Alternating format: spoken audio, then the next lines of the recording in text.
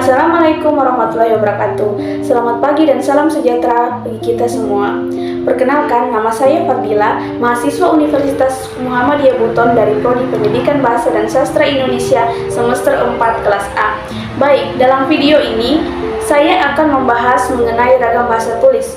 Sebelumnya, video ini saya buat untuk memenuhi tugas dari mata kuliah pembelajaran berbicara dengan dosen pengampu Bapak Asrul Nazar SPD MHum. Baik teman-teman, jangan lupa ya saksikan video ini. Ragam bahasa tulisan adalah bahasa yang dihasilkan dengan memanfaatkan tulisan dengan huruf sebagai unsur dasarnya. Dalam ragam tulis, kita berurusan dengan tata cara penulisan dan kosakata. Dengan kata lain, dengan ragam bahasa tulis, kita dituntut adanya kelengkapan unsur kata, seperti bentuk kata ataupun susunan kalimat, ketepatan pilihan kata, kebenaran penggunaan, ejaan, dan penggunaan tanda baca. Dalam mengungkapkan ide, ciri-ciri ragam bahasa tulis tidak memerlukan kehadiran orang lain. Unsur gramatikal dinyatakan secara lengkap. Tidak terikat ruang dan waktu, dipengaruhi oleh tanda baca atau ejaan. Baik, ciri-ciri ragam tulis yaitu ada beberapa. Yang pertama, ragam tulis tidak perlu adanya lawan bicara atau membaca hasil dari apa yang sudah ditulis oleh seseorang. Yang kedua, di dalamnya ragam tulis unsur fungsi-fungsi gramatikal atau SPOK harus dinyatakan. Hal ini agar pembaca memahami maksud dari seseorang penulis. Yang ketiga, ragam tulis yang telah dicurahkan atau dituliskan seperti karya ilmiah agar dimengerti banyak orang, maka memerlukan kondisi, tempat, dan waktu yang berbeda-beda. Yang keempat, di dalam ragam tulis, makna sebuah kalimat ditentukan adanya penggunaan tanda baca, seperti tanda tanya, tanda seru, tanda titik, tanda koma, dan tanda lainnya. Baik, selanjutnya jenis-jenis ragam bahasa tulisan. Jenis-jenis ragam bahasa tulisan. Yang pertama, bahasa tulisan formal. Dalam bahasa tulisan formal adalah tulisan yang berdasarkan kaidah bahasa yang baik dan benar sesuai aturan pedoman umum bahasa Indonesia dan Kamus Besar Bahasa Indonesia edisi kelima dari Badan Bahasa Kementerian Pendidikan dan Kebudayaan, Riset dan Teknologi. Jika ada yang mengatakan bahwa kaidah bahasa yang benar mengikuti ejaan yang disempurnakan atau EYD, sebenarnya kurang tepat, sebab saat aturannya sudah mengacu pada ejaan baru, yaitu Pedoman Umum Ejaan Bahasa Indonesia atau PUEBI yang mulai berlaku pada tahun 2015 hingga saat ini, lawan dari tulisan formal adalah tulisan informal. Sebenarnya keduanya familiar di telinga kita, namun dalam kehidupan sehari-hari masyarakat Indonesia lebih sering menggunakan kalimat informal dibandingkan formal karena dianggap lebih mudah diucapkan. Berikutnya ada ciri-ciri tulisan formal yang memiliki beberapa ciri dan karakteristik yang perlu diketahui, yaitu yang pertama, mengandung kata atau kalimat baku. Berikutnya, mengandung unsur-unsur kalimat bahasa Indonesia seperti subjek, predikat, objek, dan keterangan dan pelengkap, serta terdapat preposisi di dalamnya. Berikutnya, adanya kata fungsi dan kata tugas yang digunakan secara efektif. Seperti beberapa contoh dari tulisan formal. Yang pertama, Pak Sunarto merupakan pemimpin perusahaan ini dan sudah mengabdi selama hampir 20 tahun. Dan berikutnya, yang kedua, bahasa tulisan informal. Bahasa tulisan informal adalah tulisan yang penggunaannya cenderung santai, tidak terlalu terpaku pada kaidah dan tata bahasa Indonesia, serta terkadang menggunakan bahasa gaul.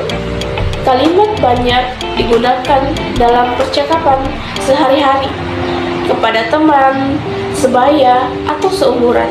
Selain itu, kerap juga dipakai dalam acara-acara yang tidak terlalu resmi. Kalimat informal terkadang juga disebut sebagai kalimat non-formal. Dan adapun ciri-ciri bahasa non-formal antara lain yaitu bentuknya mudah berubah-ubah dan dipengaruhi oleh zaman waktu, dipengaruhi oleh bahasa daerah dan asing. Bahasanya digunakan dalam kehidupan sehari-hari dan memiliki arti yang sama. Meski terkesan berbeda dengan bahasa baku, berikut ini berbagai contoh kalimat informal, yaitu seperti gimana kabarmu? Hai bro, lo udah divaksin belum? Siapa bilang ini anak bodoh? Bisakah saya bertanya sesuatu? Dan 3. Bahasa tulisan ilmiah. Menurut Kamus Besar Bahasa Indonesia atau KBBI, ilmiah adalah sesuatu yang bersifat keilmuan. Artinya, ragam bahasa ilmiah merupakan bahasa yang disampaikan di dalam ranah ilmiah atau akademis. Karena sifatnya yang ilmiah, umumnya kita menemukan banyak sekali penggunaan ragam bahasa ilmiah dalam tulisan-tulisan akademis seperti jurnal ilmiah, skripsi, hingga penulisan makalah. Dan berikutnya adalah ciri-ciri ragam bahasa ilmiah, yaitu seperti yang pertama, cendekia atau bersifat cerdik merupakan salah satu ciri ragam bahasa ilmiah yang menandakan bahwa bahasa yang digunakan sudah tepat sehingga informasi tersampaikan dengan baik. Yang kedua, lugas dan jelas, yaitu bahasa yang digunakan mampu menyampaikan informasi dengan jelas dan bermakna ganda. Yang ketiga, bertolak pada gagasan, yaitu menyampaikan informasi di dasarnya pada gagasan utama atau tidak bersifat subjektif. Yang keempat, formal bahasa yang digunakan dalam ranah ini bersifat formal dengan menggunakan kosakata baku yang sesuai dengan EYD atau ejaan yang disempurnakan. Ejaan bahasa Indonesia. Yang kelima, objektif. Bahasa atau ungkapan yang digunakan tidak bersifat subjektif. Yang keenam, ringkas dan padat. Bahasa yang digunakan tidak berbelit-belit sehingga informasi dapat lebih dipahami, konsisten. Penggunaan unsur-unsur kebahasaan seperti kosakata, tanda baca, dan ejaan konsisten. Teknik implementasi penulisan ragam bahasa ilmiah ini bisa dilihat dari berbagai contoh kalimat ragam bahasa ilmiah dalam jurnal, skripsi, atau tulisan ilmiah lainnya. Berikutnya, bahasa tulisan jurnalistik. Tulisan jurnalistik adalah gaya tulisan yang digunakan wartawan dalam penulisan berita di media massa.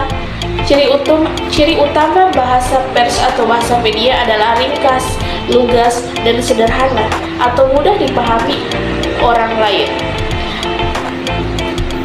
Dan selanjutnya adalah karakteristik bahasa jurnalistik.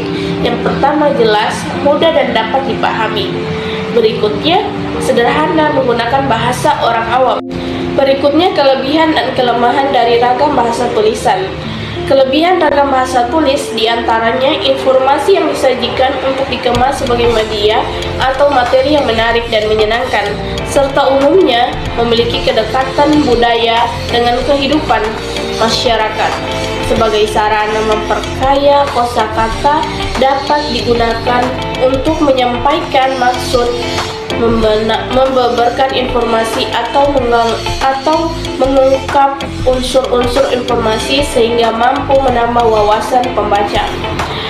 Serta kelemahan ragam bahasa tulis, yaitu yang pertama, alat atau sarana yang memperjelas pengertian seperti bahasa lisan itu tidak ada, akibatnya bahasa tulisan harus disusun lebih sempurna.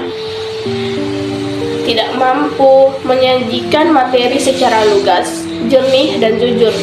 Jika harus mengikuti kaidah-kaidah bahasa yang dianggap cenderung miskin daya pikir dan nilai jual, dan yang ketiga, yang tidak ada dalam bahasa tulisan, tidak dapat diperjelas, ditolong. Oleh karena itu, dalam bahasa tulisan diperlukan kesesamaan yang lebih besar. Baik teman-teman, itulah penjelasan saya secara singkat mengenai ragam bahasa tulis. Sekian dan terima kasih. Sampai bertemu di video berikutnya. Wassalamualaikum warahmatullahi wabarakatuh.